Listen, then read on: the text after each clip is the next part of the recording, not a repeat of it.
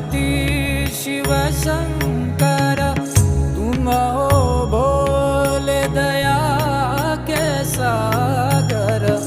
दूर करो सब दुख हमारे, दूर करो सब दुख हमारे। शंभो शंकर नमः शिवाय, गिरिजा शंकर नमः शिवाय। आदिदेव तुम नमः